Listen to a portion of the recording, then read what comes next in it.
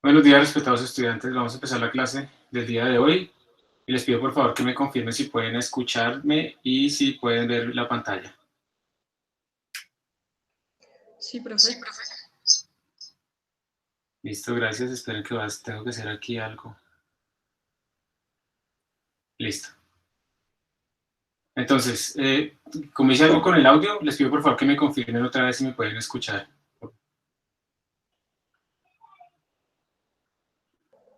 Sí, profe. Listo, gracias. Bueno, entonces, hoy vamos a ver, como les comentaba en la programación de nuestro curso, vamos a ver ecuaciones diferenciales ordinarias, los métodos para resolver los más básicos, como una aplicación también de la programación.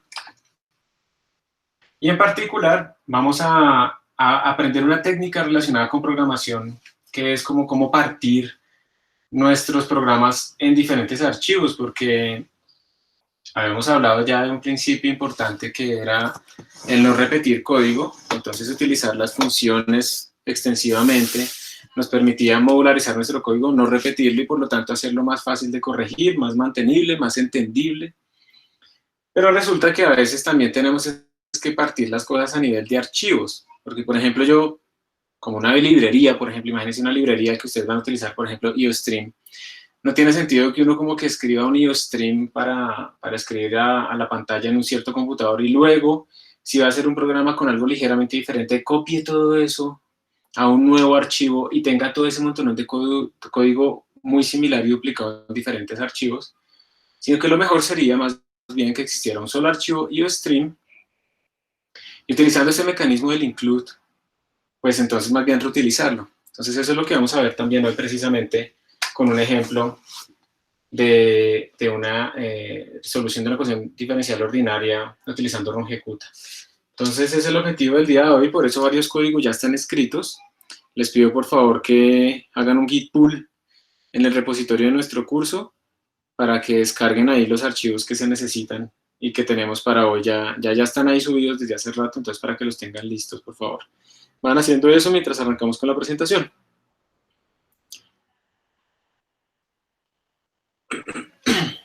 Entonces voy a cambiar aquí un poquito todo esto. Bien, corramos acá. Y bueno, entonces, una pregunta. Tengo entendido, mirando la malla curricular del programa actualmente,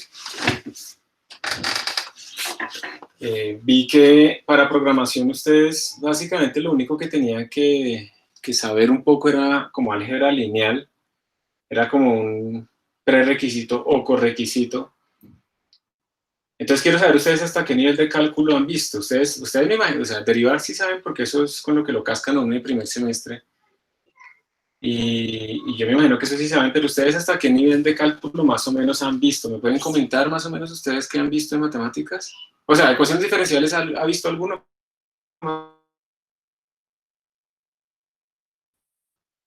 Yes. Sí, profe.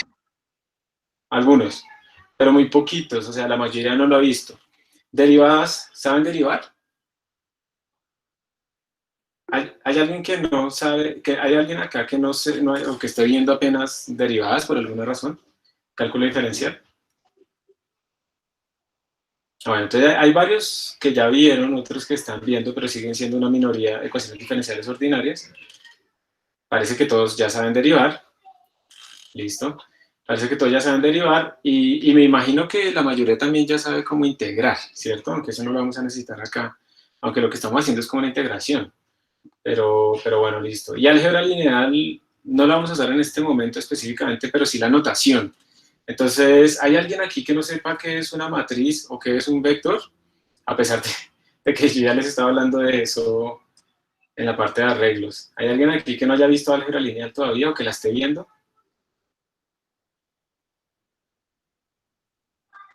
Ok, listo. Entonces eso simplemente es como por la notación.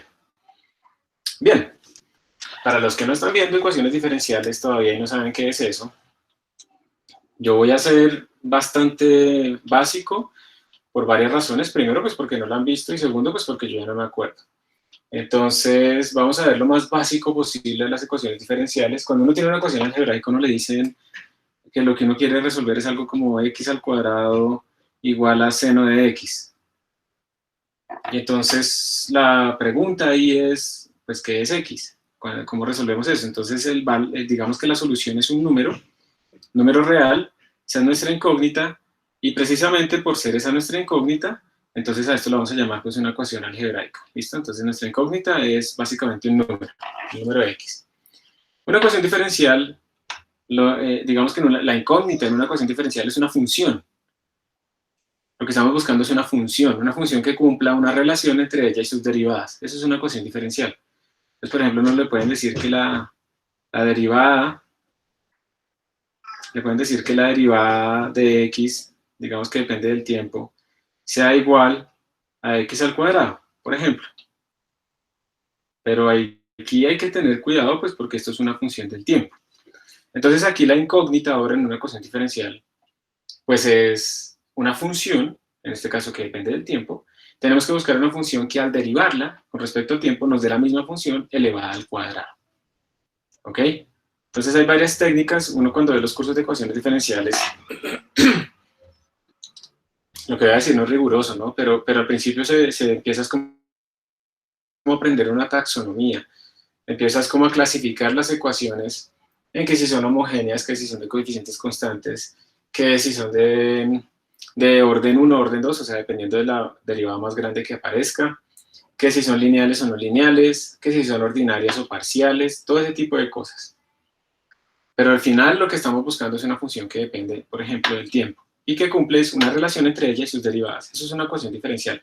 Por favor, de todas maneras, los que están viendo ahorita un curso de ecuaciones diferenciales ordinarias y que tienen todo completamente fresco en la cabeza y saben en este momento mucho más que yo de esto, lo tienen ahí fresquito, me pueden corregir si cometo alguna imprecisión de lo que estoy diciendo, por favor. Entonces, bueno, eso es lo que tenemos, esa es nuestra incógnita en una ecuación diferencial. Y las ecuaciones diferenciales ordinarias digamos que solamente tenemos una variable independiente, una variable respecto a la cual vamos a derivar o a encontrar nuestros comportamientos. O sea, al final lo que tenemos es, por ejemplo, el caso que todo depende del tiempo, estamos buscando un x que depende del tiempo, y pues esta función puede tener, no sé, cualquier comportamiento, ¿sí? Puede digamos, ser así periódica, o puede ser así, o puede ser, bueno, de muchas diferentes maneras. Esa simplemente será nuestra solución. Y entonces estamos derivando simplemente respecto a una variable. Estas ecuaciones ordinarias básicamente se basan en eso. Las parciales, pues tenemos varias variables respecto a las cuales derivamos.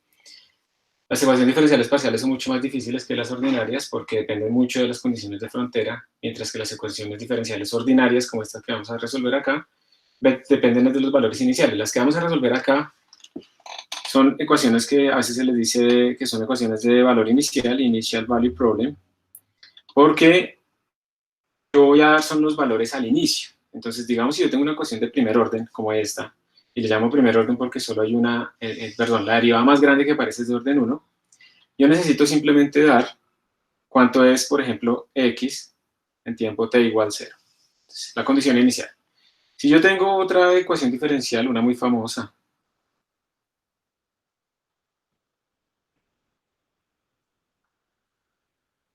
esta es la ecuación que va a definir su carrera, pues, como físico, es la ecuación del oscilador armónico. Pues tengo una ecuación diferencial de segundo orden, y como tal, bueno, al ser lineal y cumplir ciertas condiciones, es homogénea, coeficientes constantes, bla, bla, bla, bla, bla, en esa taxonomía, yo voy a tener que dar como dos condiciones iniciales. Entonces, normalmente lo que se da es la posición en el tiempo t igual 0 y la velocidad, o sea, la derivada de eso, en tiempo t igual 0. Entonces, tengo dos condiciones iniciales. Y digamos que mi solución final pues va a depender de estas condiciones iniciales, ¿cierto? Otro problema diferente es, yo podría decir cuánto vale en x igual 0 mi función, y también cuánto vale en x igual, digamos, a un L. Esto ya no son condiciones iniciales, estos son condiciones de frontera. También yo estoy dando dos condiciones, igual que al principio, puedo resolver mi ecuación diferencial, pero son problemas completamente diferentes. Esto se llama un initial value problem, y este se llama un boundary value problem. Los métodos de solución son completamente diferentes, Acá digamos que lo que tenemos pues es una ecuación que arranca, una solución que arranca en la condición inicial y pues cambia de cierta manera, pero aquí en este otro caso lo que estamos diciendo es que tiene que cumplirse que siempre en x igual 0 vale algo y siempre en x igual l vale algo, y pues ahí salen muchas posibles condiciones que pueden cumplir eso, y entonces uno va a tener ciertos métodos diferentes para resolver un boundary value problem que un initial value problem. Lo que vamos a ver hoy van a ser soluciones de initial value problem. Es decir, vamos a dar condiciones iniciales. Ejemplos típicos, pues queremos resolver esta ecuación diferencial del oscilador armónico y damos simplemente la posición inicial de la elongación y damos también la velocidad inicial. Entonces eso es lo que vamos a ver hoy. Vamos a encontrar esas funciones. Y para resolver esto, tenemos que irnos a la definición de las derivadas que nosotros, digamos, con lo que se empezó las derivadas. Si ustedes se acuerdan del curso de cálculo diferencial, entonces arrancan con límites, ¿no? Entonces que un límite existe, que no sé qué, que por la izquierda, que por la derecha, Y al final, a uno le definen la forma inicial de aproximarse a una derivada, pues era ese límite que decía f de x más h menos f, perdón, no, lo estoy diciendo mal, bueno, sí, menos f de x, todo esto sobre h, a uno le decían que el límite, cuando h tendía a 0, pues de esta cosa, se definía como la derivada evaluada en x. Entonces uno lo puede interpretar matemáticamente como una pendiente en un punto dado, ¿sí? Porque estamos calculando pues básicamente delta y sobre delta x, que es la definición de la pendiente, la inclinación. Y esto es lo que nosotros vamos a utilizar. Nos vamos a devolver por allá al inicio de nuestro curso de ecuaciones de cálculo diferencial y nos vamos a basar mucho en este tipo de aproximaciones para calcular cómo poder resolver nuestro sistema. Vamos a decir, por ejemplo, que h realmente va a ser el paso de tiempo. Entonces lo que estamos diciendo es aquí como que cuánto vale la función en un tiempo siguiente comparada con una función en un tiempo actual. Y como lo que yo busco es eso, cómo poder resolver la ecuación en diferentes tiempos, si yo arranco de un punto, por ejemplo, la condición inicial, puedo ir construyendo los siguientes valores que le siguen a mi función, teniendo en cuenta cuántos son sus derivadas. Entonces, esta va a ser la clave, devolvernos como al principio de lo que ustedes vieron en cálculo diferencial, en esa definición, que no le van a calcular esos límites y tocaba hacer un montón de álgebra, para que uno viera que eso es verdad, ¿cierto? Y ya, entonces nos vamos a basar mucho en esta definición. Eso es lo que vamos a ver hoy. Pero resulta que los métodos que vamos a ver hoy están hechos para ecuaciones diferenciales de primer orden. O sea, que tengan máximo una derivada de orden 1. Pues si a mí me pasan esto, ¿cómo hago? ¿Sí? ¿Cómo hago si esta es de segundo orden? La ecuación diferencial del oscilador armónico. Entonces, pues hay un truco. Y el truco es meter variables auxiliares. Entonces yo puedo decir, voy a definir la velocidad como la derivada de x respecto al tiempo. Eso es una derivada de primer orden. Y luego esta ecuación yo la puedo reescribir como derivada de la velocidad respecto al tiempo es igual a menos omega cuadrado por x. Entonces miren que yo he transformado una ecuación de segundo orden en dos ecuaciones de primer orden. Y ese es el truco. Yo puedo siempre transformar una ecuación de orden n en n ecuaciones de orden 1. Y por lo tanto, pues al final lo que yo voy a tener es como la derivada de un vector que tiene n componentes, igual a una función que tiene n componentes que me retornan las derivadas, y con eso puedo resolver mi sistema. Entonces por eso es bueno tener, digamos, un poco claro lo que es la notación vectorial. Y entonces, toda nuestra discusión se va a basar completamente en ecuaciones de orden 1, a pesar de que queramos resolver ecuaciones de diferente orden. ¿Por qué? Porque ecuaciones de diferente orden se pueden transformar en sistemas acoplados, digamos una ecuación de orden n se puede transformar en n ecuaciones de orden 1. El único requisito, ¿cuál es? Que sea lineal. Lineal no quiere decir que la derivada sea lineal. Lineal quiere decir es que nuestras derivadas no estén, las derivadas como tal no estén por allá al cuadrado, digamos. Eso es lo que queremos decir. Pero obviamente los términos de x sí pueden estar al cuadrado, cosas así. Lo que importa es que las derivadas no estén al cuadrado. para que podamos hacer esa transformación que les estoy diciendo acá. Entonces ese es el método fundamental que vamos a utilizar para resolver nuestros sistemas. Cualquier pregunta pues la pueden ir haciendo, por favor. No se vayan a quedar callados. Entonces esta es una ecuación diferencial ordinaria. Es básicamente la ley de Newton. Tenemos como que una fuerza elástica, por ejemplo, una fuerza del resorte que depende de la distancia, más una fuerza externa que puede depender de la distancia y del tiempo, es igual a la masa por la aceleración a la segunda derivada de la posición respecto al tiempo. Eso es lo que queremos resolver nosotros. Hay muchos otros ejemplos de ecuaciones diferenciales, ¿sí? En general uno las puede escribir así: derivada de y respecto al tiempo es igual a una función que depende del tiempo y de y. Esa es la forma general de escribir estas de primer orden para lo que nos interesa a nosotros. Ejemplo, la que tenemos acá. Esto es una ecuación diferencial que no es separable, o sea, no la podemos resolver fácilmente por separación de variables. Ahí eso, hay técnicas. Yo no sé si se sea Jacobi, yo no sé nada de eso. Uno cuando ve los cursos eso aprende un montón de clasificaciones porque pues, ha habido mucha gente que ha trabajado en estas áreas y ha encontrado como familias de ecuaciones que tienen ciertos comportamientos, y cuando uno logra identificar la familia de esa función, de esa ecuación, perdón, uno ya sabe cómo son las soluciones, porque ecuaciones iguales tienen soluciones iguales. Entonces, por eso es que es importante esa taxonomía, esa clasificación que se hace allá. Tenemos otras ecuaciones como estas, que tienen la segunda derivada acá, tenemos la primera derivada, una constante aquí, es igual a una función que me relaciona las cosas, y estas ecuaciones a ustedes les van a surgir después cuando vean por allá física, matemática y problemas de Stokes-Liouville y no sé qué cosas. Ahí está un ejemplo. Esas son ecuaciones diferenciales ordinarias. La que tenemos acá ya no es una ecuación diferencial ordinaria, es una ecuación diferencial parcial. Tenemos derivada respecto al tiempo, rederivada respecto al espacio. Entonces tenemos derivadas parciales ahí metidas. Y en estas ecuaciones, no sé si alguien sabe esta ecuación cuál es, la que estoy discutiendo en este momentico. Esta ecuación, ¿alguien la conoce? No tiene por qué conocerla, pero ¿alguien la conoce?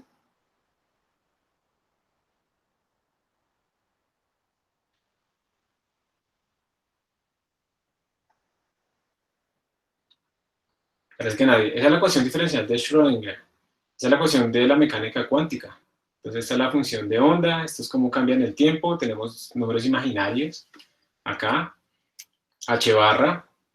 Van a escribir ustedes tanto h barra que de pronto les va a pasar como a mí, que cuando iba a escribir hijo, yo escribía así, hijo.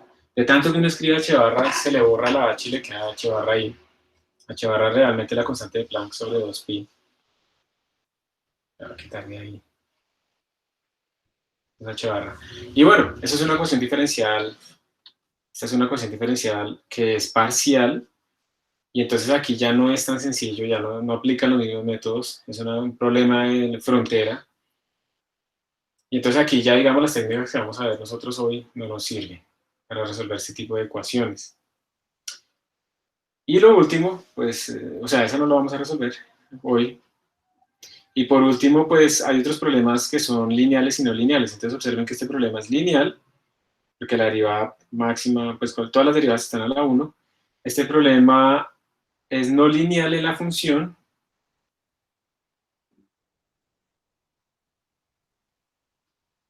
pero sí es lineal en las derivadas. Vayamos a mirar si sirve o no sirve. Entonces, a veces es importante tener en cuenta en que no es lineal nuestro problema. Si no es lineal en la función original o si no es lineal en las derivadas para las transformaciones que vamos a hacer. Entonces, recordemos que nos vamos a quedar es como con funciones de este estilo. Esto es lo que vamos nosotros a resolver el día de hoy con el método ROGECUTA. Entonces, como les decía, el truco siempre es que si yo tengo una ecuación de orden n, siempre la puedo transformar en n ecuaciones de orden 1. Ese es el truco. Vamos a hacer unos ejemplos de eso porque digamos que es importante que quede claro antes de seguir. Entonces, por ejemplo, digamos, vamos a transformar completamente el problema, el ejemplo que empecé ahorita del oscilador armónico. Entonces, el oscilador armónico para el oscilador armónico tendríamos lo siguiente.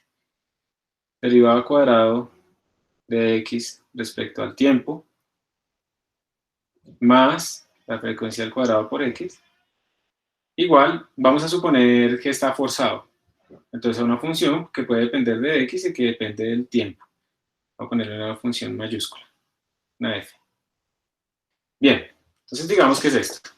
Esta es una ecuación de segundo orden y yo lo quiero transformar en dos ecuaciones de primer orden. Entonces, como les decía, introducimos variables auxiliares que a veces tienen significado y a veces no. En este caso lo tiene. Entonces vamos a decir que la derivada de x respecto al tiempo, pues va a ser, lo vamos a llamar la velocidad en x, ¿cierto? Podemos quitarle el x. Obviamente esto depende del tiempo. Y vamos a decir que la derivada de v respecto al tiempo, y entonces aquí la clave es que ustedes reemplacen. Entonces transformamos esta ecuación diferencial, la podemos transformar en derivada de v respecto al tiempo, más omega cuadrado por x, igual a f por x, t, ¿sí o no? Y esto lo que quiere decir es que la derivada de v respecto al tiempo, pues es igual a la fuerza esa externa menos omega cuadrado por x. Entonces, yo ya puedo escribir mi sistema de esta manera, que será la fuerza x, t menos omega cuadrado por x, y entonces yo puedo definir un vector, vamos a llamar el vector y, es un vector que tiene dos componentes. La primera componente es x, la segunda componente es v. Entonces de acá yo tengo que de y de t es igual a de x de t, de v de t, ¿cierto? Puedo escribir mi ecuación diferencial, es como de y de t, derivada de un vector, igual, entonces yo reemplazo. Aquí me daría v, esa es la derivada de x respecto al tiempo, y aquí esta componente me daría f de x, t menos omega cuadrado por x. Entonces mire que la derivada me dio pues también un vector, obviamente. Si yo derivo un vector, me da un vector. Y entonces yo podría reescribir este sistema como de y de t igual a una función vectorial que depende de x, del tiempo, ¿sí? Y de pronto pues de unos parámetros. Donde la primera componente de esa función f pues es esta derivada de la primera variable, la segunda componente es la derivada de la segunda variable y así sucesivamente. Entonces yo puedo reescribir un sistema de orden n en n ecuaciones de orden 1 y al final lo puedo resumir en esta notación. Y si ustedes se dan cuenta, pues ahí tenemos básicamente una derivada de primer orden, ¿cierto? Básicamente tenemos una derivada de primer orden acá, metiendo todas nuestras variables auxiliares para disminuir el grado del sistema. Y eso es lo que vamos a hacer. Entonces, de nuevo, si tengo un sistema de orden n, yo lo puedo transformar en n ecuaciones, 0 hasta n-1, n ecuaciones de orden 1. Donde mi derivada, pues me va a ir derivando cada una de las componentes. Entonces, esto siempre se puede hacer. Y pues antes de seguir, quiero que me digan si alguno tiene alguna pregunta ahí.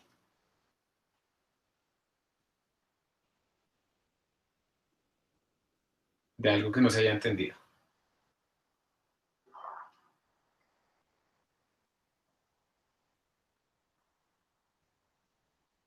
Bueno, parece que no. Entonces sigo. Entonces, como les decía, al final se reescribe el sistema de esta manera. A mí no me gusta esta notación que a veces se utiliza en donde los vectores se ponen en negrita. Todos los vectores deberían tener flechitas, ¿sí? Para que sea claro, porque además cuando uno escribe en un tablero, uno no puede ponerse a hacer negrita.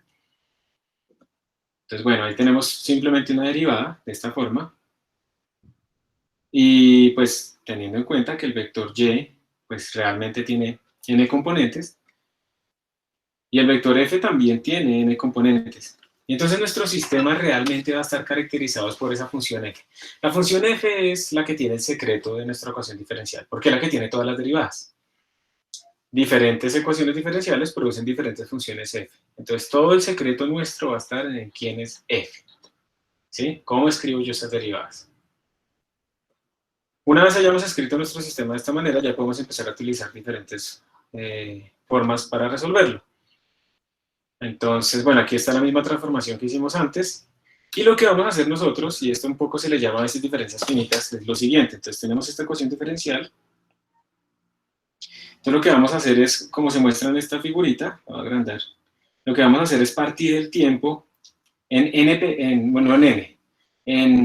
pedazos, ¿sí? Vamos a partir el tiempo arrancando en un tiempo inicial, terminando aquí en un tiempo final, y lo vamos a partir en m pedacitos de tamaño h, o de tamaño también delta t, a veces utilizamos esa notación. Simplemente es una partición en el tiempo.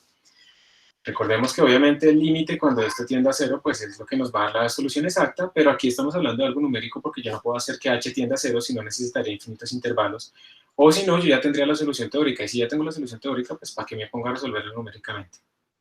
Aunque, ojo, la solución teórica nos sirve para ver si el método numérico que implementamos está bien.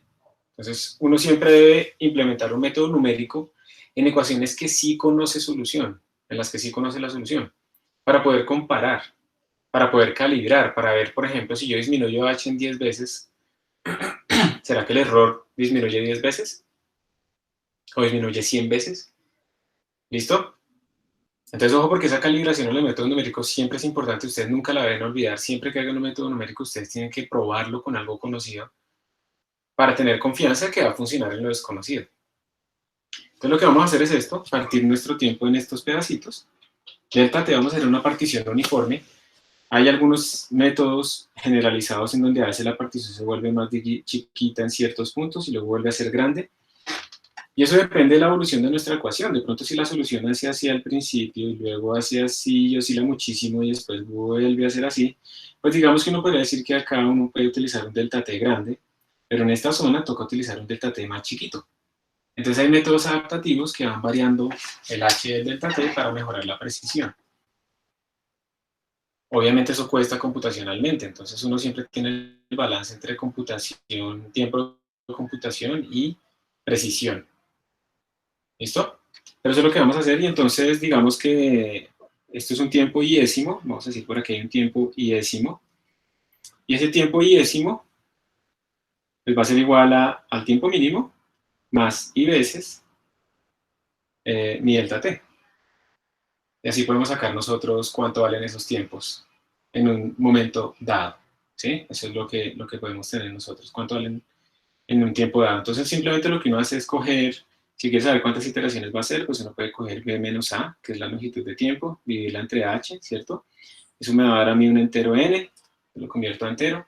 Ahí pueden haber puede ser que me dé por detrás o por delante. Vamos a dejarlo así sin tener en cuenta mucho ese detalle específico. Y entonces uno después lo que hace es como una iteración, uno arranca en i igual 0, mientras i sea menor o igual que n, si queremos incluir el último punto, más i. Y en ese loop, pues uno lo que va haciendo es decirle a la función, bueno, yo arranco en mis condiciones iniciales, y luego le digo a y, por favor, actualícese. Con y nuevo viene desde y, utilizando sus derivadas, ¿sí? Y aquí es donde está la clave. ¿Cuál es el método que utilizamos para hacer este paso?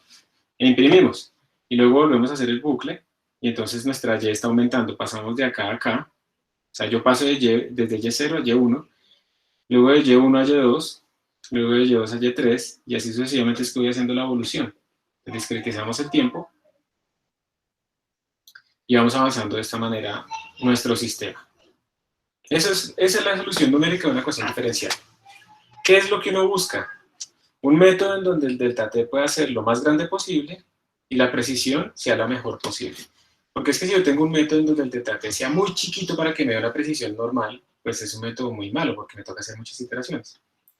En cambio, si tengo un método donde el delta t sea grande y aún así me dé bien, pues es un método bueno. Pero eso siempre viene con un costo. Probablemente ese método que yo puedo utilizar el delta t grande y me da bien, implica que yo evalúe como varios pasos intermedios por acá. O sea que yo varias veces evalúo las derivadas, y si las derivadas son funciones difíciles de calcular, por ejemplo, toca hacerlas numéricamente o algo así, pues entonces me va a costar tiempo de cómputo. Y como les digo, siempre esto depende de qué tan precisos quieren ser ustedes. Y siempre hay que comparar, siempre es importante que ustedes hagan como una especie de estudio de cómo es su precisión, digamos el error, ¿sí? En función de h. Uno espera que con h grande eso sea pues grande y eso empiece a disminuir, ¿sí? De alguna manera. Entonces si yo lo grafico en log-log, puede ser, no siempre pasa esto, que eso es una ley de potencias, y puede ser que un método haga esto, y puede ser que otro método haga esto.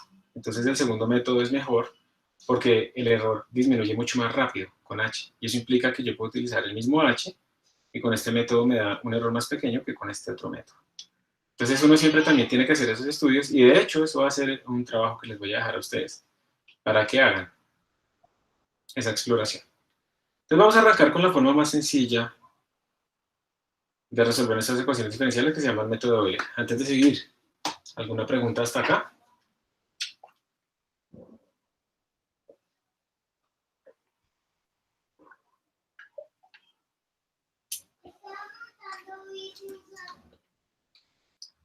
¿Sí, no? Profe, una cosa como para ver si me quedó claro. Lo que vamos a hacer entonces es, a partir de de encontrar cuál es el y próximo, a partir del anterior, ahí hablamos otra vez las condiciones iniciales.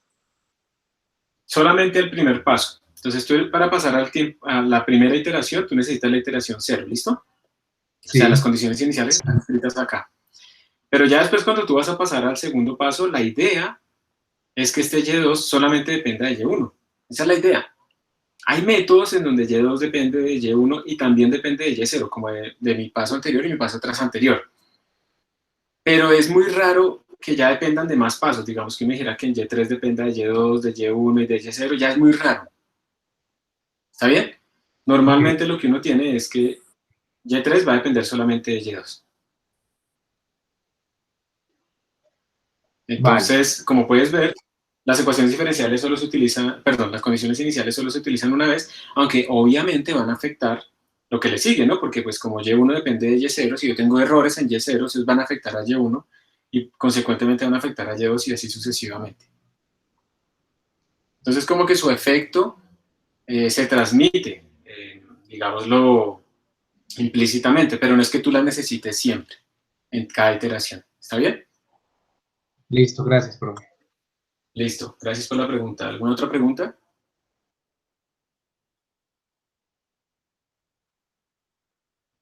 Entonces, el método más sencillo de solución de esto es el método de Euler.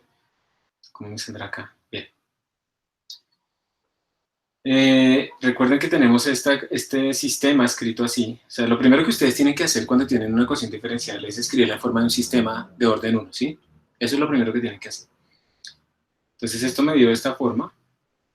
F de y, tiempo, digamos. Entonces, pues aquí lo que podemos hacer es precisamente lo de la aproximación de la derivada. Entonces, podríamos decir que esta derivada es aproximadamente igual al y siguiente, o sea, y en t más delta t, lo voy a poner para que sea claro, menos y en t, todo sobre delta t. Recuerden, estoy utilizando h como delta t, lo estoy intercambiando, es lo mismo. Es una aproximación, obviamente, ¿cierto? Muchos de estos algoritmos se basan en que ustedes hagan la expansión en serie de Taylor de esta cosa, se le dan varios términos, le resten después de esta cosa y se queden como con ciertos pedazos de la expansión. Cuando uno hace esto así, yo de acá, utilizando esta parte, yo puedo despejar el y siguiente, ¿sí lo ven? Yo podría decir que el y siguiente, o sea, y en t más delta t, este es el y siguiente, va a ser igual a, entonces esto lo paso a multiplicar y este término lo paso a sumar, sería al y actual, y en t, más, ¿puedo borrar esto? Pero no sé, más delta t multiplicado por f en y, bueno, que depende de un vector, ¿no? Realmente es un vector, que depende en y más delta t. Lo voy a escribir aquí abajo para que quede mejor. Mejor en que no quede atravesado esa línea, no en cuanto a la fuente, porque mi letra es muy fea. Me va a tocar, realmente estoy pensando que me voy a volver a poner a hacer planas, porque estoy escribiendo muy feo. Y eso los afecta también a ustedes, los estudiantes. Cómate. Está bien, entonces, esa es nuestra primera aproximación. Obviamente esta aproximación tiene un error. Si ustedes calculan acá la expansión de Taylor, de y en t más delta t, ¿alguien no sabe qué es una expansión de Taylor? ¿No lo ha visto?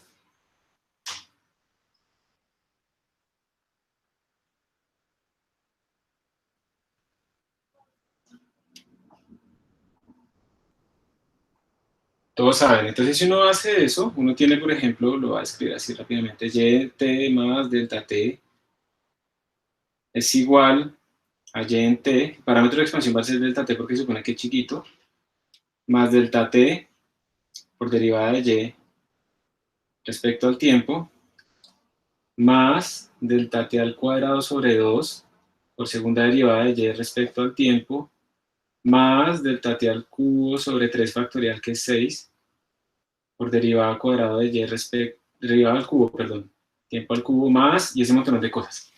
Entonces observen que yo en esta expansión me estoy quedando hasta este orden, hasta acá. ¿Sí? Esa es la aproximación de Euler. O sea que estoy descargando todos estos términos. Entonces uno dice que esta expansión tiene un error del orden de delta t al cuadrado. Porque fue el primer término que yo, digamos, eliminé. Como se supone que delta t es chiquito, pues delta t al cubo es más pequeño que delta t al cuadrado. Y uno también está asumiendo que las derivadas se comportan bien, o sea, las derivadas que le siguen se comportan bien. Entonces aquí, por ejemplo, no podemos tener aceleraciones muy grandes. Porque si la aceleración es muy grande, entonces este término es muy grande y yo no lo podría haber descartado. Y eso es lo que vamos a ver, que digamos es uno de los problemas con el algoritmo de Euler, que es muy inestable. Cuando hay aceleraciones grandes ya no sirve la aproximación. Pero en todo caso, lo que esto quiere decir es que este algoritmo que yo escribí aquí abajo, como ven, mírenme que básicamente lo que hice fue escribir esta primera parte, eso fue lo que dedujimos acá. Esto tiene un error del orden de delta t al cuadrado en general. Esto es local, el error local. Si yo hago n pasos, a veces uno está de buenas. Si yo hago n pasos, pues sería este error multiplicado por n. Y como n es inversamente proporcional, o sea, el número de pasos, y aquí estoy cometiendo de pronto un error, no quiero que ustedes se confundan. Vamos a decir que hacemos m pasos. No veo cómo... Ah, aquí está el borrador. Listo. Si yo hago m pasos de tiempo, acá hago m pasos de tiempo, como m, el número de pasos de tiempo es proporcional a 1 sobre delta t, pues entre más pequeño es delta t más n, entonces esta cosa al final me da como un error global cuando hago muchos pasos de delta t. Entonces esto quiere decir que el error es proporcional a delta t. Si yo disminuyo 10 veces el error total, si yo disminuyo 10 veces mi paso de tiempo, entonces el error me disminuye solamente en 10 veces. Pues eso parece bien, pero hay algoritmos que implican más derivadas, pero que son como delta t al cuadrado, delta t al cubo, delta t a la 4. Entonces uno siempre tiene que estar mirando cuál sería el algoritmo más apropiado. Pero por facilidad casi siempre se arranca con el algoritmo de Euler. ¿Está bien? Este es nuestro algoritmo de Euler. Como les digo, tiene las suposiciones importantes y es que las derivadas son bajitas, entonces pues para fuerzas grandes no va a funcionar muy bien. Como es tan inestable y todo eso, yo no lo voy a implementar, simplemente les estoy contando. Y digamos que, bueno, aquí está la aproximación del algoritmo de Euler, aquí la pueden ver otra vez, escrita. Error local de orden h al cuadrado, error global de orden h. Y lo que estamos haciendo es lo siguiente, digamos que si nuestra solución de la ecuación es esa gráfica dot dash que están viendo ahí, lo que estamos diciendo es, yo quiero coger este punto, este es mi t n décimo, y quiero calcular este nuevo punto en el tiempo tn más 1. Entonces la regla de Euler simplemente es, coja la pendiente aquí en esta zona, que es la derivada, ¿cierto?, evaluada en este tiempo, en tn. Coja la pendiente ahí y haga una recta, aproxime esto por una recta. Y entonces a uno no le va a dar muy bien, le va a dar una cierta diferencia, un cierto error, que va a poder ser proporcional de nuevo al delta t que uno escogió. Obviamente si el delta t es más chiquito, digamos si yo hago que mi h sea por aquí, pues yo ahora estoy aproximando este punto en términos de este, y miren que el error pues es mucho más chiquito, o sea, obviamente, entre más pequeño sea delta t, pues más pequeño es mi error. Este es el algoritmo de Euler, ese es uno de los más sencillos que se utilizan para resolver estos sistemas, pero pequeñísimas modificaciones al algoritmo de Euler nos dan unas grandes ventajas en precisión, entonces es muy, muy, muy inestable, digamos, y por eso no lo usamos. Mientras tanto, digamos, esto tiene todo un estudio de qué otros algoritmos se pueden utilizar. Les voy a mostrar un truco que se utiliza a veces. No, mentira, eso lo vamos después a ver en otro método. Entonces, hay varios algoritmos que se proponen, digamos, estos se le llaman algoritmos de integración. O sea, el cómo escribo yo El paso siguiente en términos del paso actual y sus derivadas, eso se llama un algoritmo de integración porque yo básicamente estoy integrando, estoy sacando cuánto es mi nuevo valor en términos del anterior teniendo derivadas, o sea, estoy integrándolas. Y hay mucho estudio en esto de cuáles serían los algoritmos más estables y entre eso pues están los predictores correctores, están los algoritmos también simplécticos, por ejemplo, que por allá en el espacio de fase, cuando ustedes vean mecánica analítica, van a tener que coordenadas generalizadas y que momentos generalizados y que no sé qué cosas. Y entonces el espacio de fase es el espacio que tiene estas coordenadas. Básicamente lo que eso tiene que ver es que en el espacio de fase ustedes tienen cierta energía, eso implica una superficie en el espacio de fase. Si la energía se conserva, los algoritmos simplécticos, aunque sean numéricos, también tienden a conservar esa energía intrínsecamente, o sea, oscilan. Digamos que si mi trayectoria es así, los algoritmos simplécticos pues están como alrededor de estas curvas, pero respetan, digamos, esa estructura. Entonces hay algoritmos simplécticos y hay algoritmos de ciertas propiedades, están entre esos Berlet, el Leapfrog, no sé qué, bla, bla, bla. Y también, digamos, ya en el campo así no tan físico, sino genérico de ecuaciones diferenciales ordinarias, pues también están los métodos de Runge-Kutta. ¿Cuál es el concepto de los métodos de Runge-Kutta? ¿Cuál es el concepto fundamental de esos métodos? Son métodos de interpolación. O sea, como ustedes pueden ver acá, yo no sé si tengo aquí la figura, no la tengo.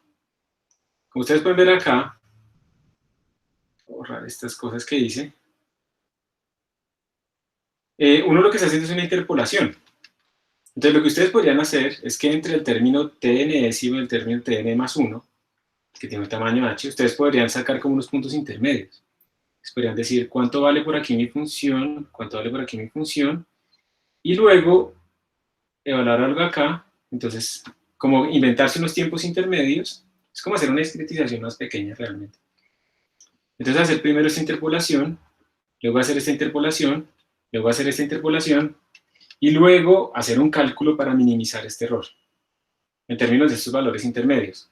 Y entonces esa minimización de esos errores les va a decir a ustedes con qué pesos deberían ustedes pasar desde acá hasta acá al tener en cuenta estos 4 valores. Eso es en el Runge-Kutta 4.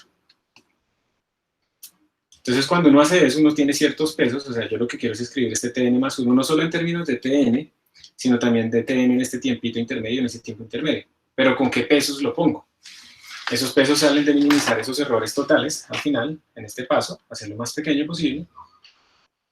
Y el método de Runge-Kutta 4 lo que hace es eso, es partirlo en esos pedazos intermedios y minimiza el error. Obviamente hay más Runge-Kuttas de orden 5, de orden 2.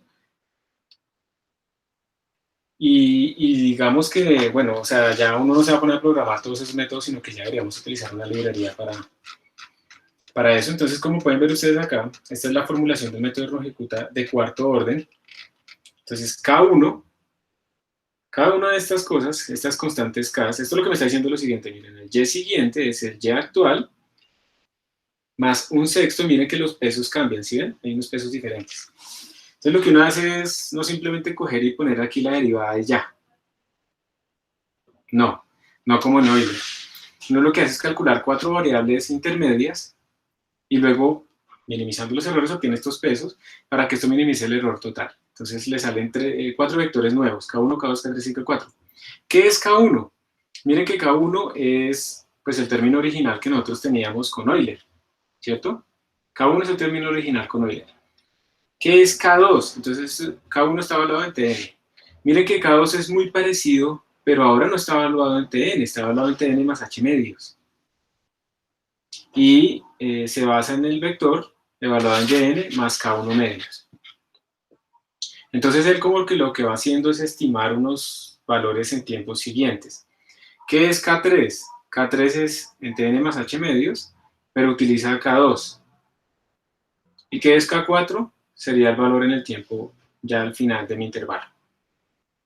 Pues como les digo, si ustedes quieren ver más detalles de estas cosas, pues toca ir a un libro de métodos numéricos para que vean las deducciones y aprendan más. Pero esta es la idea, particionar nuestro intervalo en más pedacitos, hacer una interpolación, ¿sí?, entre esos pedacitos y después calcular cómo debería yo sumar estas cosas para que el error sea lo más pequeño posible. ¿Cuál es la ventaja del método de Runge-Kutta de orden 4? El error local es de orden h a la 4, miren eso. H a la 4.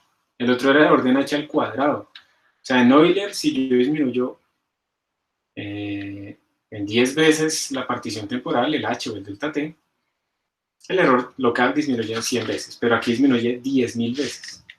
Entonces es impresionante, ¿sí? ¿Cuál es la desventaja? Porque eso siempre hay que hablarlo. Que hay que evaluar muchas veces las derivadas. Miren, derivada. En el método de Euler uno solo lo evalúa una vez. Aquí lo evaluamos 4 veces. Si evaluar la derivada es rápido, entonces no importa, nos quedamos con lo ejecuta. Si evaluar la derivada es muy lento, entonces ahí de pronto sí se va a notar. Entonces, esta es la idea, y esto es lo que vamos a implementar nosotros. Vamos a implementar el método de Roja-Ejecuta de cuarto orden, utilizando arreglos, ¿sí? Y tratando de crear como una interfaz para esto, de tal manera que podamos nosotros ver de qué manera podemos hacer más genérico nuestro código. Ese es el método entonces de Roja-Ejecuta que queremos ver el día de hoy. Entonces el ejemplo típico, porque está así de feo, no sé. El ejemplo típico es, por ejemplo, resolver esto, una ecuación, un oscilador no lineal.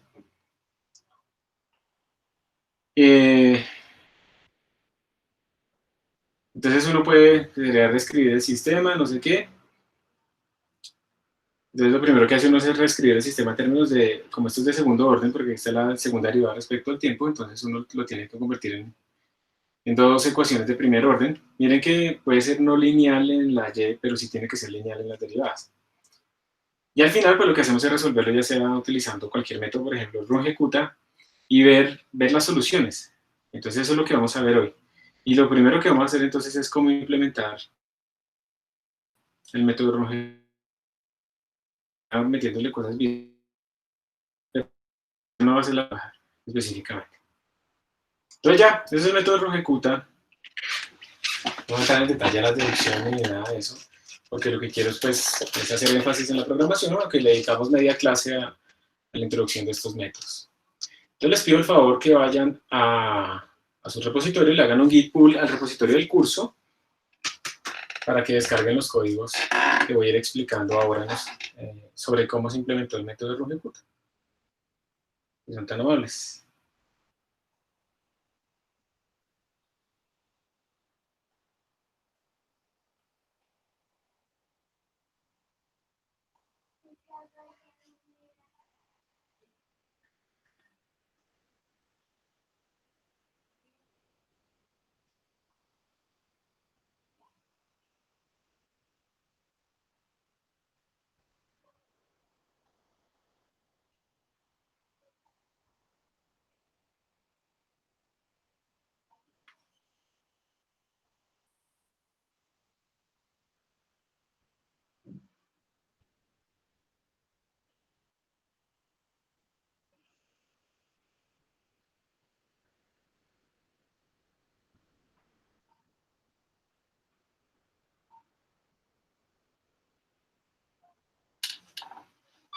Entonces, voy a ir a la máquina virtual. Uy, una chica, tengo que arreglar esto.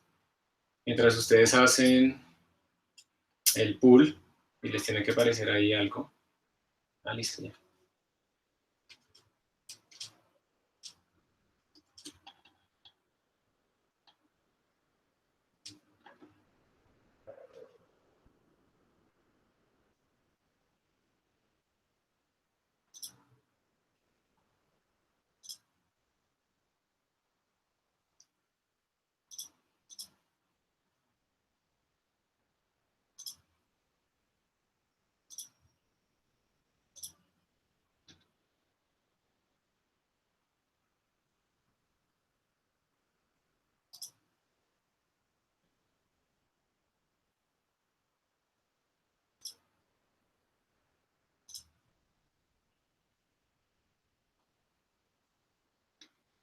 Listo, y ahora les voy a compartir la pantalla desde otro lado, entonces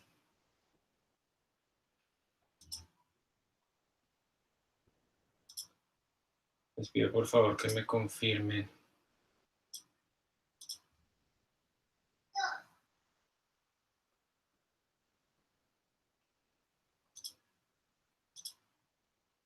¿Ustedes me confirman, por favor, que están viendo la máquina virtual?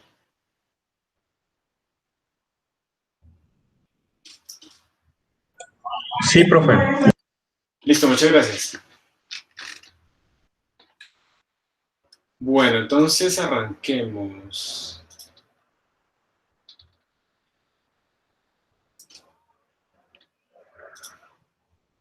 Voy a ir acá. Voy a entrar a repositorios, Tintin, Pro. Aquí creo que no está eso, entonces git pull para traer lo que está en el remoto.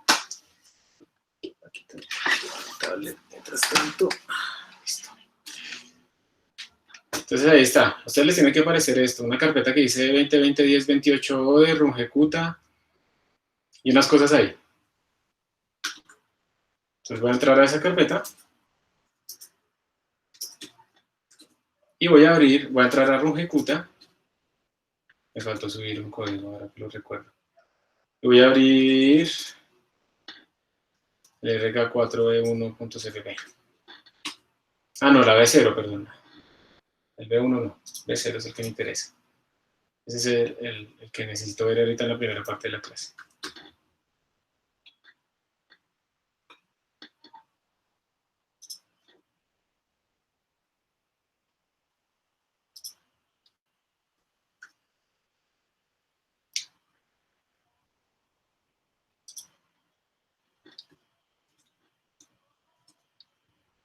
Entonces, pregunta, ¿hay alguien que todavía no tenga este código? Para darle un minuto. ¿O arranco ya?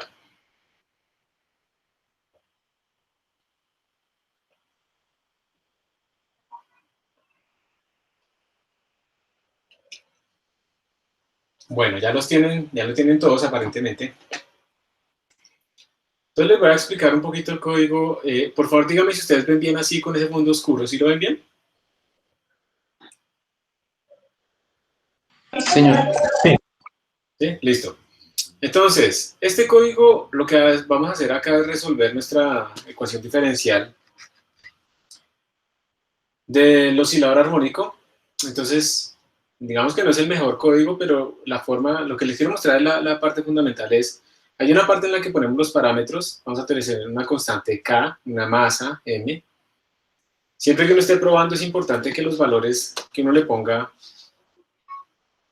no sean como divisibles entre ellos, porque a veces cuando uno hace eso no encuentra ciertos errores, porque le dan puros enteros por ahí, por ejemplo, números enteros, bonitos. Entonces uno tiene que no hacer eso. Calculo la frecuencia de mi oscilador, raíz cuadrada de K sobre N, en este caso es una masa unida a un resorte. Pongo el tiempo inicial y el tiempo final. Un paso de tiempo, 0.1. Y aquí el número de pasos sería esto menos T0, en caso de que se me dé por poner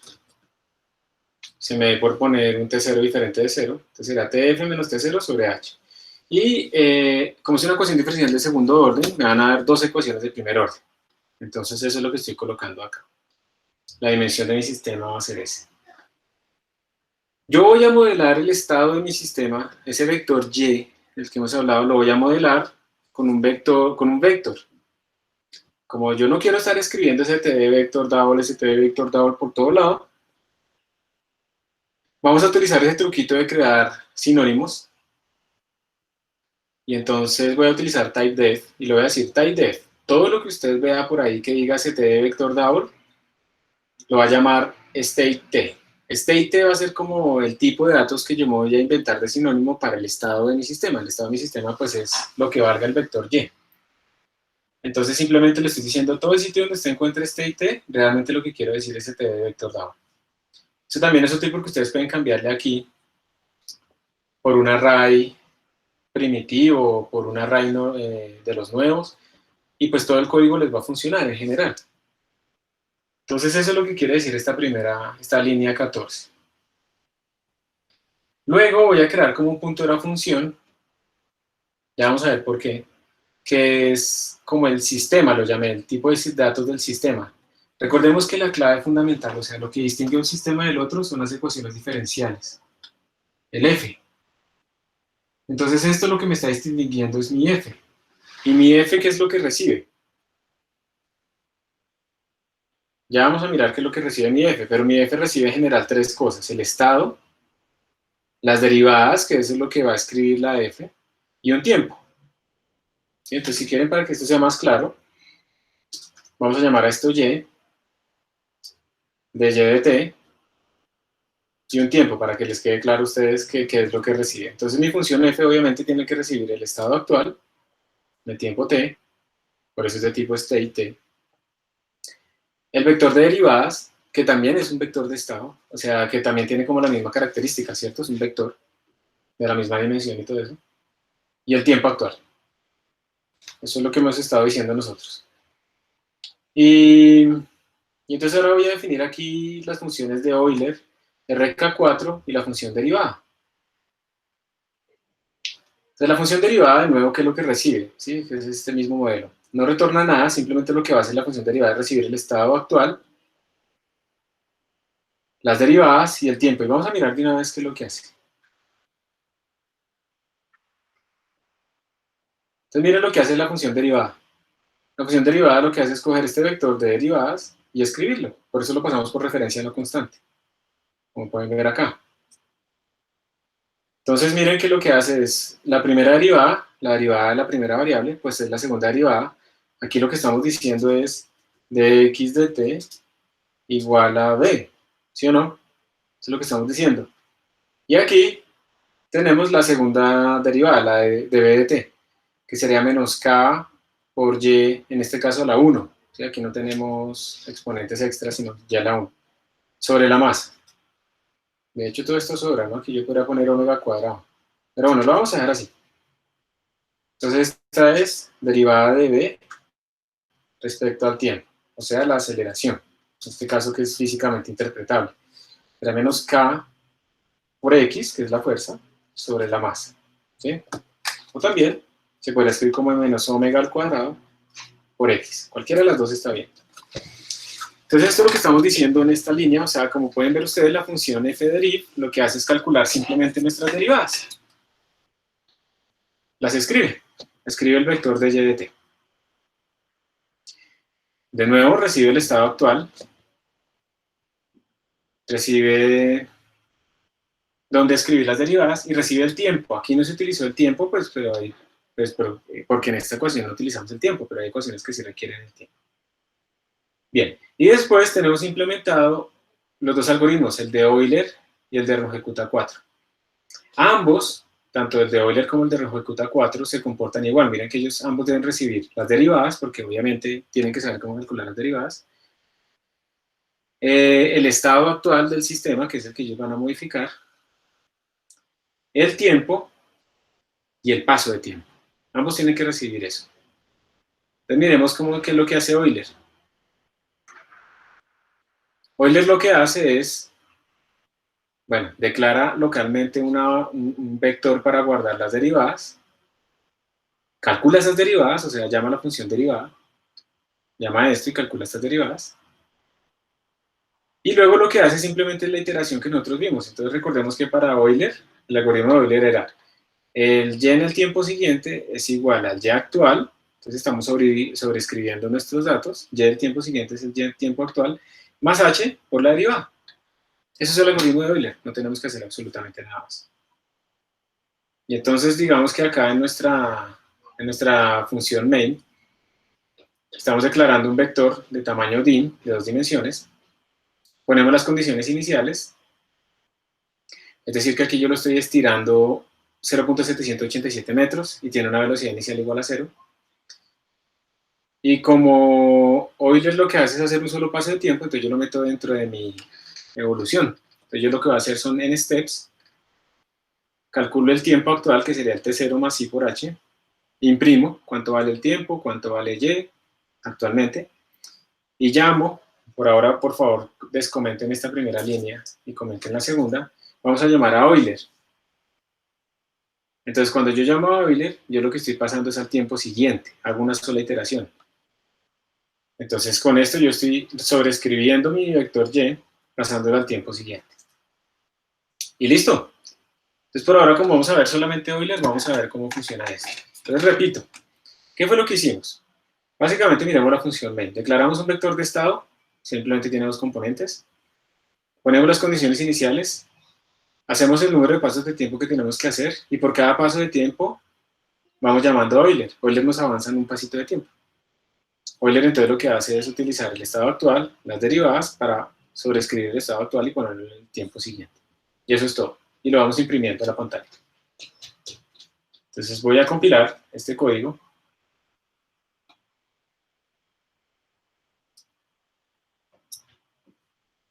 G++, RK4, B0, TIN.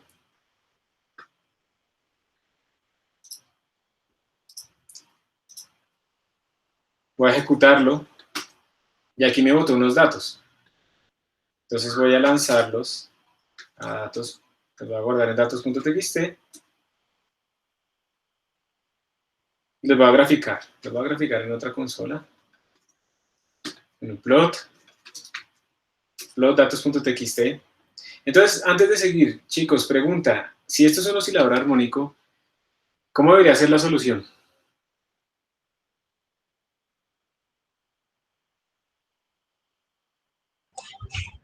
Como funciona el seno. Un seno o un coseno, dependiendo de las condiciones iniciales, ¿cierto?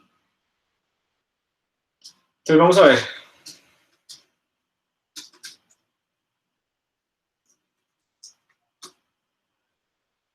¿Qué tal?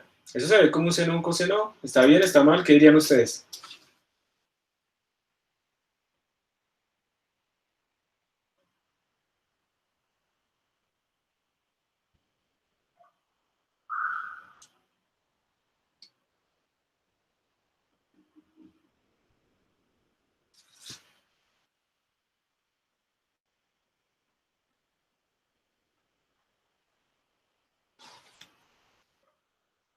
Entonces les voy a dar, por favor, un momentico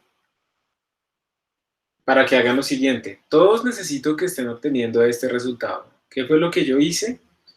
Comenté RK4 y dejé solamente Euler. Entonces, como todos tienen el código, les pido por favor que lo compilen, lo ejecuten y obtengan esta curva. Obviamente esta curva está mal. Esto no está conservando la energía, por ejemplo. Si ven que la amplitud cada vez es más grande. Y esto implica que nuestro algoritmo de Euler no está funcionando. Entonces lo que hay que hacer es disminuir el delta t. Entonces les toca venir acá, disminuir este h, y lo que quiero que hagan es la exploración de cuánto deberían disminuir el h para que más o menos la altura inicial sea la misma altura final en tiempo t igual a 35. ¿Listo? Entonces hagan todo eso, por favor, para cuando les voy a dar más o menos en este ejercicio unos 8 minuticos para que lo hagan, y así podamos ver si estamos obteniendo lo mismo o no. Obviamente si yo aumento el h, pues va a ser peor este efecto, a mí me toca disminuirlo, pero no sé en cuánto. Entonces, por favor, hagan eso. ¿Alguna pregunta? Profe, ¿me acuerda cómo es que se guardan los datos en un archivo de texto?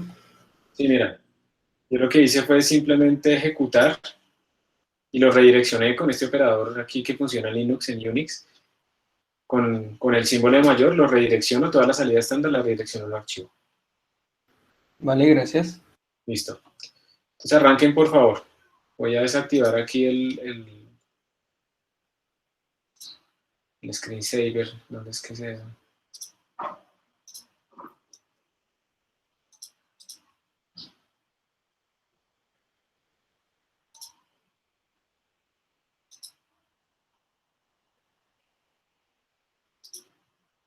Listo. Entonces les dejo esto así. Recuerden que es la versión 0. No utilicen la versión 1. La versión 0. Ahí les dejo las dos cosas y por favor para que exploren cuál sería la H apropiada. Ya nos vemos. Pueden hablar entre ustedes.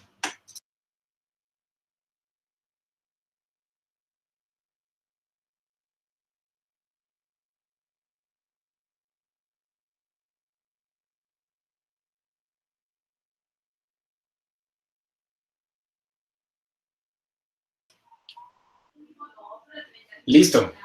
¿Cómo les fue? ¿Alguno tuvo algún problema? ¿Sí vieron el efecto de disminuir el H?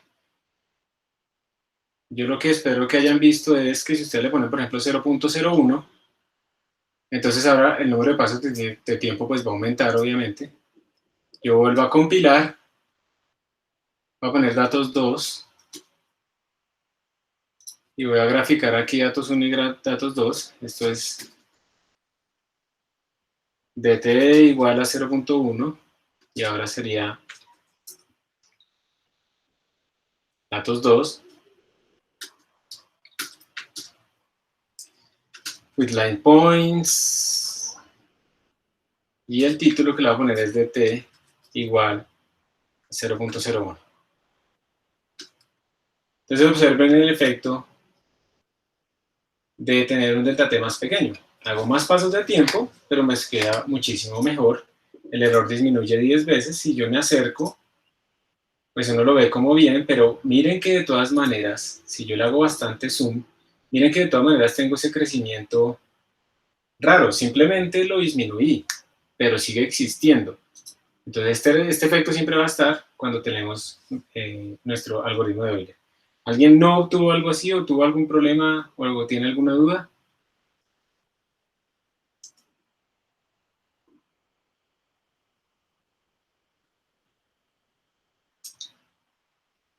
Listo. Entonces ahora lo que voy a hacer es, para poder comparar, voy a mover estos datos, datos 1.txt, lo voy a mover a Euler dt01.txt, así, y el otro, datos 2, a Euler, y el otro dt, que es más chiquito, .txt.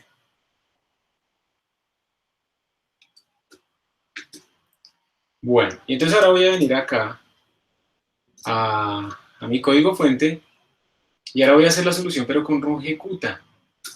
Entonces vamos a discutir rápidamente cómo es que está rungecuta implementado. Entonces observen, ¿recuerdan que con rungecuta había que hacer como un paso K1, K2, K3 y K4?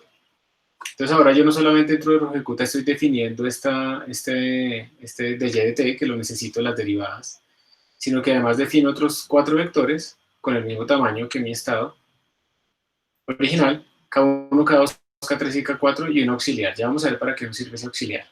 Entonces primero me meto con K1. Recordemos que K1, según lo que teníamos en la presentación, K1 simplemente era H por la derivada. Entonces simplemente yo calculo la derivada, o sea, sobreescribo mi vector de y de t, y lo que le digo es que K1, cada una de sus componentes, va a ser H por la derivada. Y listo. Luego, recordemos que K2 era en el tiempo t más h medios, pero además utilizando como vector de estado a y más k1 medios, o sea, cambiaban las dos cosas. Entonces, para eso es que yo utilizo como el auxiliar. Yo primero digo, bueno, voy a crear ese nuevo estado de mentiras, que sería mi estado original, que me mandaron, más k1 medios, que ya lo calculé, y entonces calculo mi derivada, pero en t más h medios, como dice el algoritmo de rungecuta, y ahora simplemente reemplazo K2, va a ser igual pues a H por dy de t. Pero ojo porque todo esto se calculó utilizando este nuevo estado auxiliar. Miren que la derivada se calculó no con data, sino con el estado auxiliar. O sea, con data más K1 medios. Y en el tiempo t más H medios. Eso es lo importante, eso hay que tener cuidado de escribir explícitamente y correctamente nuestro algoritmo. Luego para K3 hay que hacer lo mismo. Hay que reescribir nuestro auxiliar como el dato que me mandaron más K2 sobre 2. Luego calcular la derivada en ese auxiliar y en el tiempo t más h medios, y al final pues K3 es sencillamente esta expresión, y K4 pues es simplemente el dato que me mandaron. Bueno, tengo que calcular mi auxiliar, que es el dato más K3, calcular la derivada en este tiempo t más h, o sea, es escribir el algoritmo de rungecuta, y luego K4 vale esto. Y al final, lo que hacemos es, por fin, después de haber hecho ese cálculo del K1, K2, K3 y K4, que ustedes ven que es mucho más complejo todo que el de Euler, pues escribimos nuestros nuevos datos. Nuestros nuevos datos son los datos viejos, más K1, más 2 por K2, más 2 por K3, más K4, todo sobre 6. Y con esto hemos avanzado nuestros datos del tiempo t al tiempo t más delta t. Entonces, como pueden ver de nuevo, es más difícil de implementar, más largo, no es difícil, pero es más largo, hay que ser más cuidadosos. Pero vamos a ver el efecto. ¿Cuál será el efecto? Y voy a devolver el delta t a este valor de 0.1, ¿sí? Al valor grande. Entonces voy a compilar, voy a correr y lo voy a enviar a reejecuta 4 de t1.txt para que podamos comparar con el de Euler. Listo. Vamos a graficar, vamos a ver qué nos da esto. Entonces, le vamos a poner los nombres apropiados. Esto sería Euler de t1.txt. ¿Qué hice?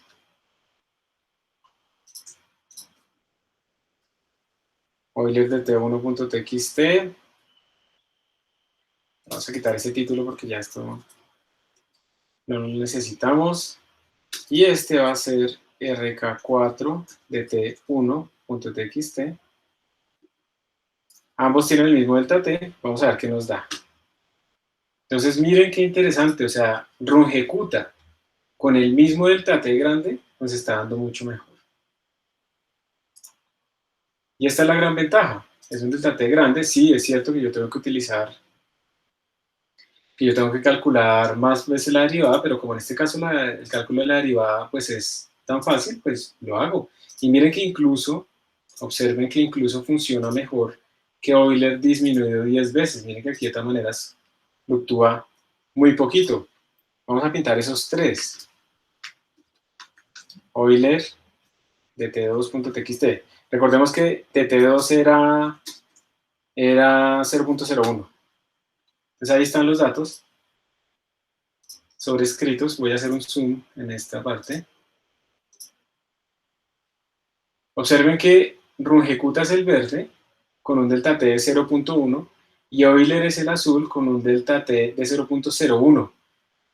Sigue siendo mejor rungecuta con un delta t más grande que Euler, porque miren que voy a hacerle el zoom aquí en esta parte. Observen que Euler sigue creciendo mientras que rungecuta tiende a estar estable. Y esto, otra forma de verlo, pues es ver como el espacio de fase, como la trayectoria de, o podemos, por ejemplo, pintar la energía, ¿cierto? Podemos pintar la energía mecánica de esta cosa, la energía cinética más las energías potenciales, y podemos ver también cómo se comportan estas cosas. Entonces, podríamos hacer lo siguiente. ¿Cómo haríamos eso? ¿Qué estamos imprimiendo nosotros acá? Estamos imprimiendo tiempo, posición y velocidad.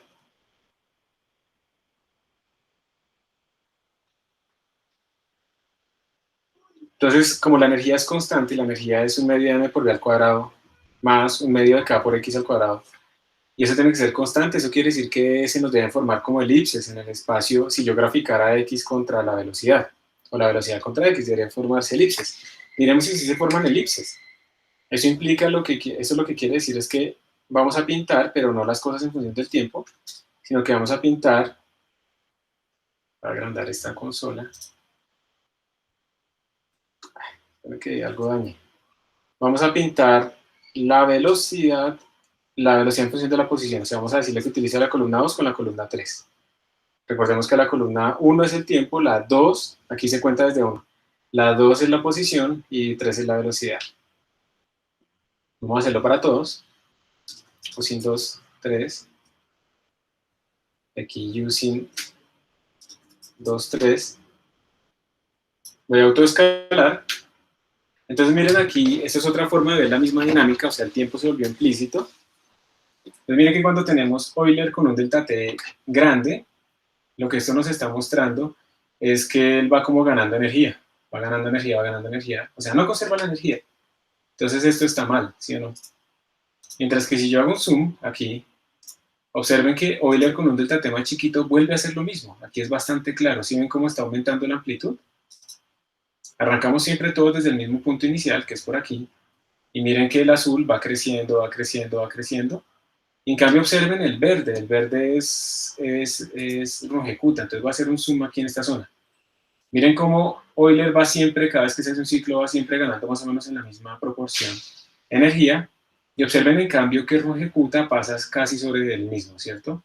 Evidentemente, si yo le hago un zoom en longecuta, pues se va a ver que longecuta pues no es perfecto tampoco, pero sí es muchísimo, muchísimo mejor, ¿sí?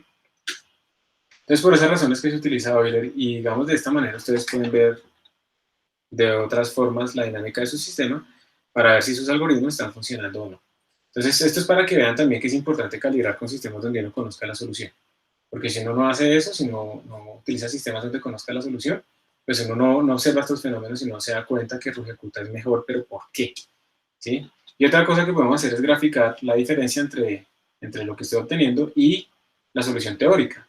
Y cómo depende esa diferencia con el H, con la discretización.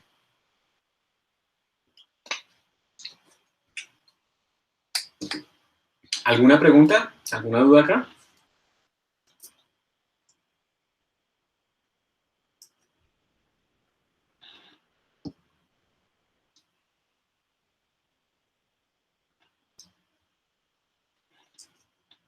¿Sí me están escuchando? Sí, profe, todo bien. Listo. Listo. Bueno, entonces esto es como la introducción. Ahí yo les paso digamos que no nos demoramos haciendo la implementación de RugEcuta. Simplemente les quería mostrar cómo hacerlo, pero ahora quiero que veamos eso de partir los archivos. ¿Y a qué me refiero yo? Me voy a volver aquí a mi algoritmo de RugEcuta. Entonces, estoy acá. Digamos que yo ya estoy contento, veo que el RugEcuta que escribí funciona bien,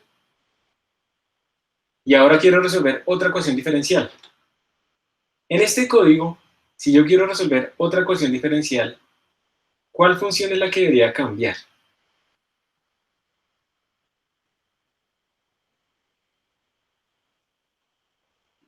¿Será que debo cambiar a Euler? ¿Será que debo cambiar a RugEcuta? ¿O qué es lo que... Solo f de if. Señor? La que me da las derivadas. La que da las derivadas. Es lo único que yo debo cambiar. Y si es una Eso- ecuación de tercer orden, pues lo único que tengo que cambiar es como el vector de estado, ¿cierto? Pero yo no tengo que cambiar ni a Euler ni a RugEcuta. O sea, yo con lo único que realmente debo quedarme es como con esta parte del main y la función f de deriv, ¿cierto? Esto es lo único con lo que yo debería quedarme. Y el resto de cosas, Euler y RugEcuta, bueno, pues digamos que yo los podría poner en otro archivo para poderlo utilizar con diferentes ecuaciones diferenciales. Ese es el punto. Si yo lo quiero utilizar para resolver otras ecuaciones diferenciales, pues yo no quiero como copiar todo este código, sino solamente yo debería cambiar la función f de deriv y el main y reutilizar el mismo Euler y el mismo RugEcuta 4. De tal manera que si yo encuentro que hay algún error en Euler o en RugEcuta 4, pues yo lo corrijo en ese archivo y se me corrigen todos los archivos que utilicen a esas funciones desde ese archivo único. Esa es la idea de separar también el código por archivos. Entonces voy a hacer como un esquema de lo que les estoy diciendo. Entonces voy a pasar a compartirle la pantalla otra vez.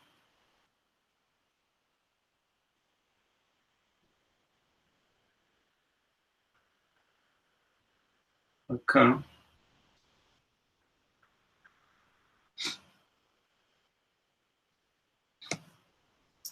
Entonces me confirman por favor que están viendo la presentación otra vez. Si son tan amables, ¿sí? ¿No? ¿Listo? Entonces lo que les estoy diciendo es, digamos que yo actualmente, en este momento, en mi archivo,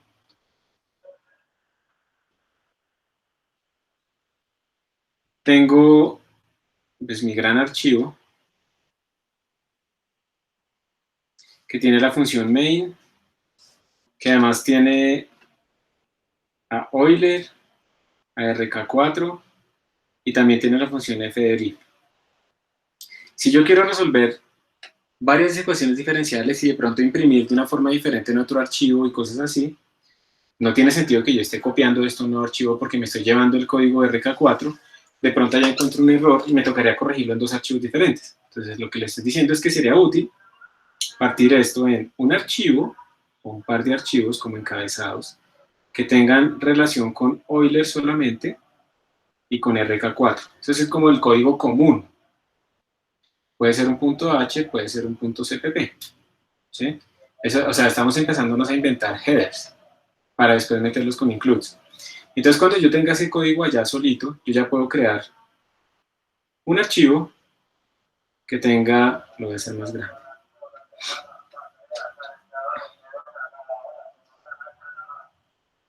Ay, carajo.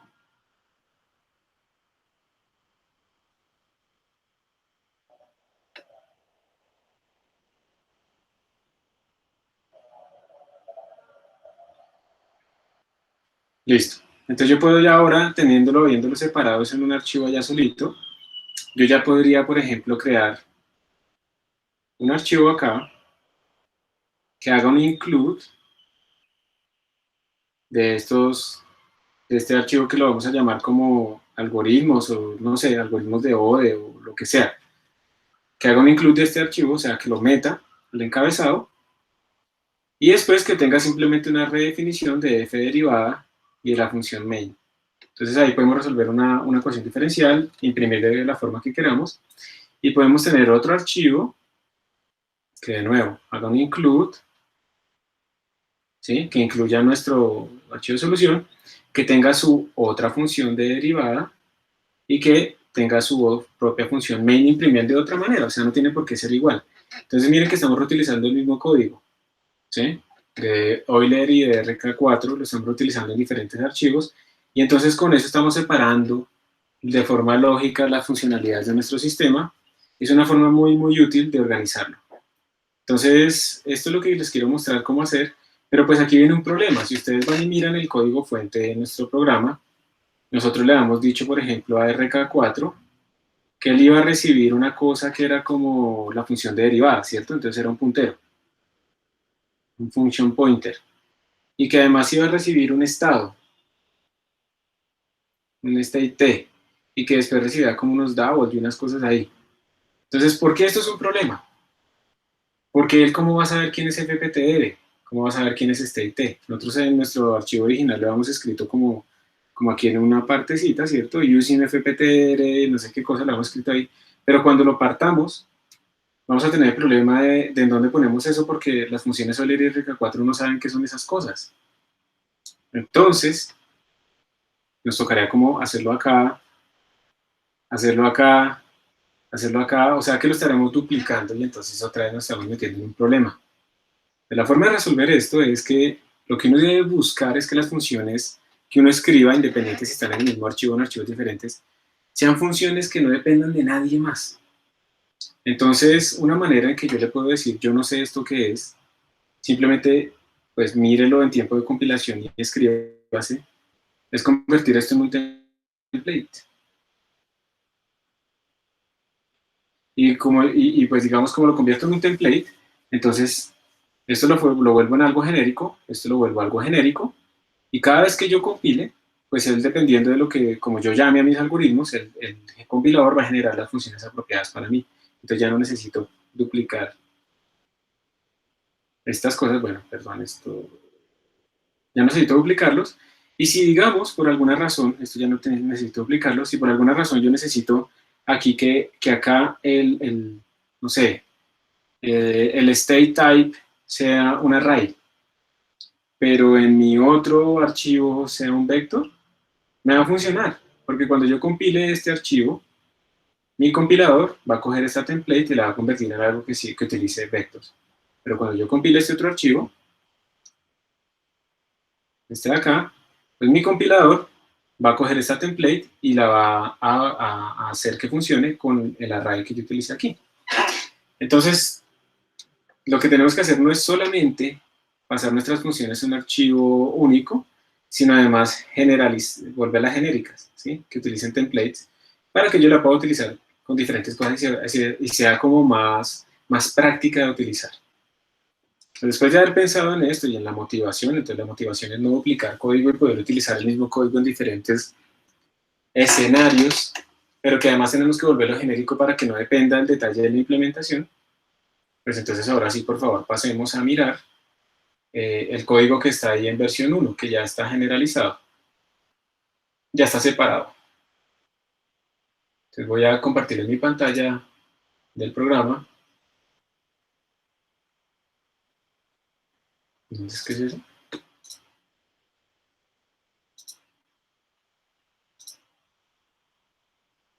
Entonces en este momento deben estar viendo la... ¿Qué están viendo en este momento ustedes?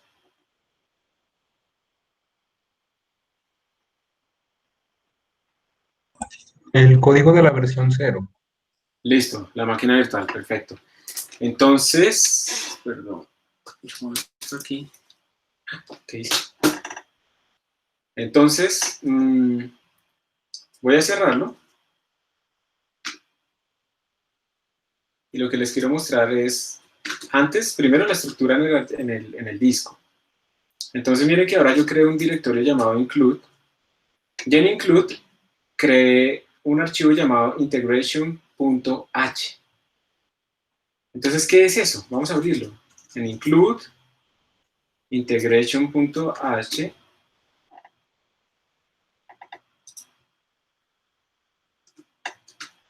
Ya les digo para qué sirve esto que está aquí arriba. Miren que yo simplemente lo que hice fue escribir las mismas funciones que teníamos antes, pero las convertí en templates. Entonces aquí está Euler, que es la más fácil. Entonces lo que le dije a Euler, venga, usted va a hacer un template porque yo no sé cuál es el system type que van a utilizar, ni tampoco sé cuál es el estado que van a utilizar. Pero para no cambiarle los nombres, pues simplemente le dejé como los mismos nombres, que ustedes saben que son nombres locales que no importa. Entonces la volví una template.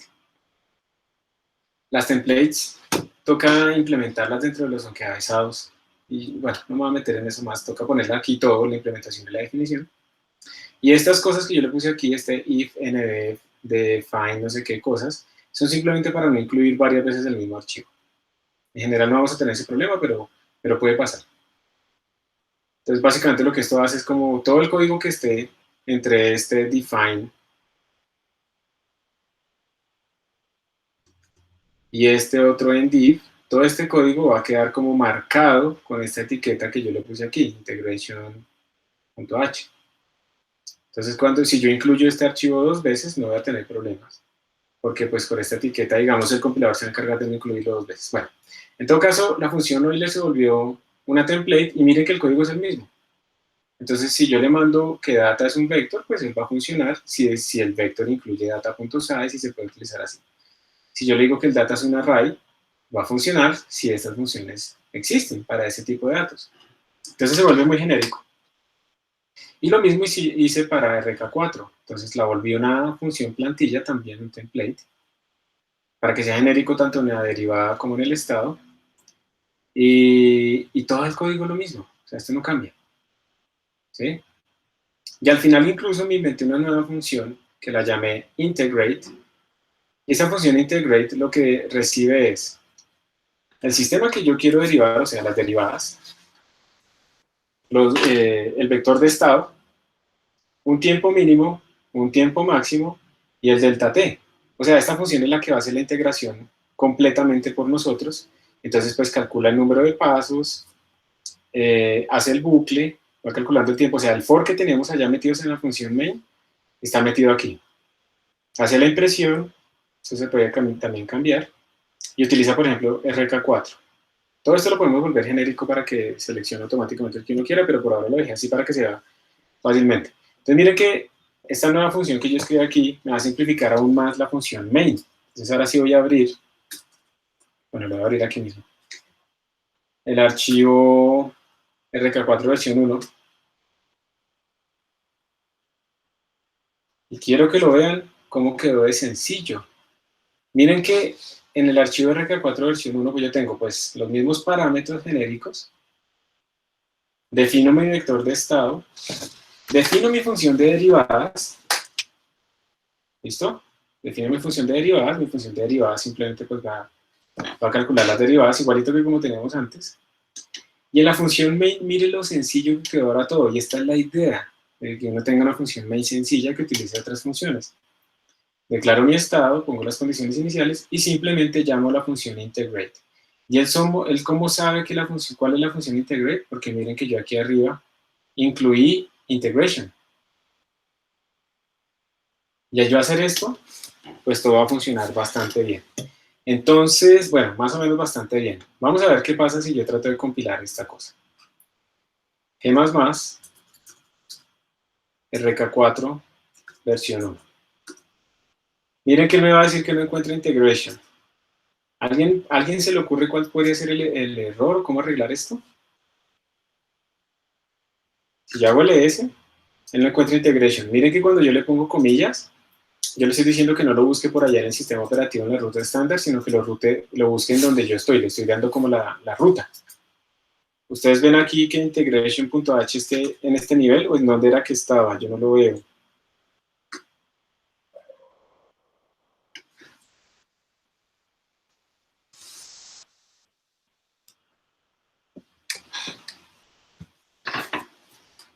Recordemos que aquí están dentro de include. ¿Sí lo ven? Entonces, hay dos maneras de resolver este problema. Una manera es hacerle aquí include. Esa es una de las formas. Yo le pongo la ruta completa. Le hago include integration. Entonces, aquí está la rotación. Le estoy diciendo al directorio actual, métase dentro de include y allá adentro está integration.h. Y si yo vengo aquí a compilar, ya compila. Y entonces yo puedo simplemente copiar esta función main en otro archivo, ¿sí? Que se llame de otra forma, cambiar mi ecuación diferencial y pues utilizar el mismo Rojecuta 4 resolviendo otra ecuación diferencial sin estar copiando todo ese código. Y pues para que ustedes vean que esto funciona igual, ahí están mis datos, y si yo los redirecciono a datos.txt y los grafico,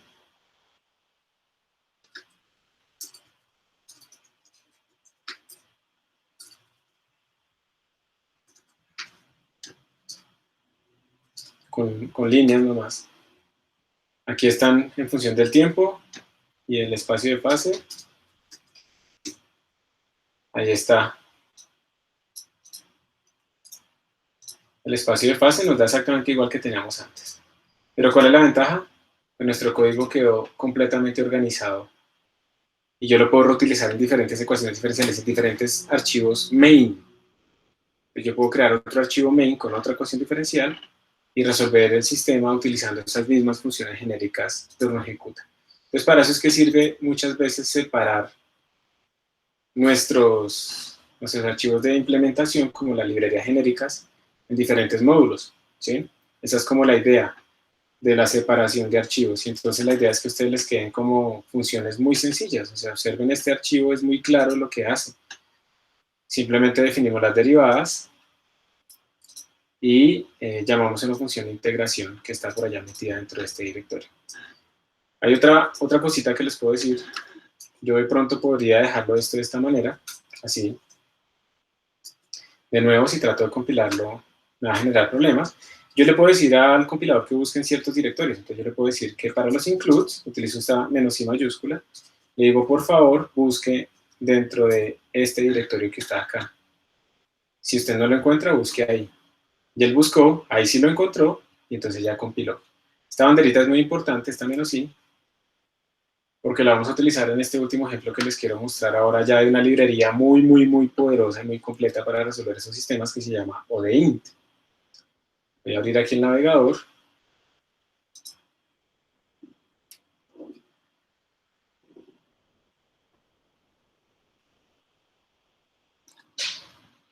Voy a escribir ODEINT.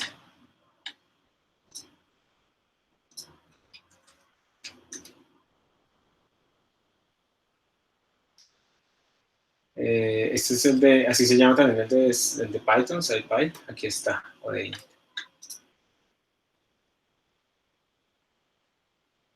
Y entonces esta es una librería en C++, que es moderna, ¿sí? Para resolver ecuaciones diferenciales también. Yo lo que hice fue clonarla, clonar el repositorio, como les escribí ahí en el mensaje de las clases de esta semana. Yo lo que hice fue clonarla y digamos que les voy a mostrar un ejemplo. ¿Cómo se utilizaría un ejemplo de estos? Aquí está para resolver el sistema de Lorentz. Entonces, miren que el ejemplo es muy parecido al nuestro. Lo que hay que hacer es incluir unas nuevas librerías. Cuando no clona el repositorio, eso le queda disponible. Uno define unas constantes, es muy parecido a lo que ya hicimos. De hecho, yo me inspiré fue acá para hacer el ejemplo. Se define un vector de estado, state type. Definimos nuestra función de derivadas, aquí no la llama f de Lipschitz sino Lorentz, porque es el sistema de Lorentz, pero miren que la interfaz es exactamente la misma, le mandamos un estado, le mandamos unas derivadas y el tiempo. Él calcula esas derivadas. Le mandamos, incluso uno puede crear una función para escribir, que escriba un archivo, que escriba la pantalla, Y luego lo que uno hace simplemente es crear el estado inicial y decirle a esto que integre entre ciertos tiempos. Les voy a mostrar cómo se hace esto. Voy a copiar este código. Voy a ir arriba. Voy a int. Y voy a crear aquí un archivito nuevo.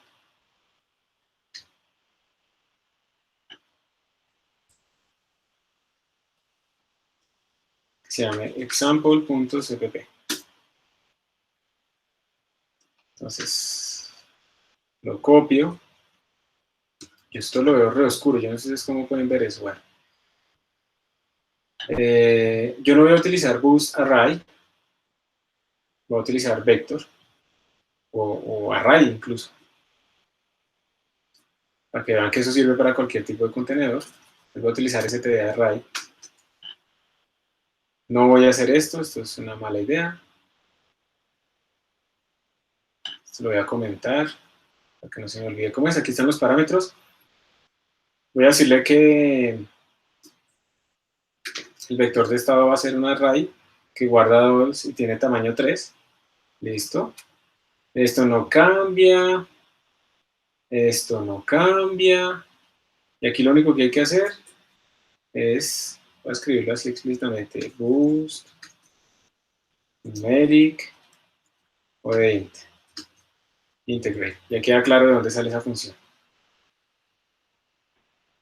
Voy a matar esto acá.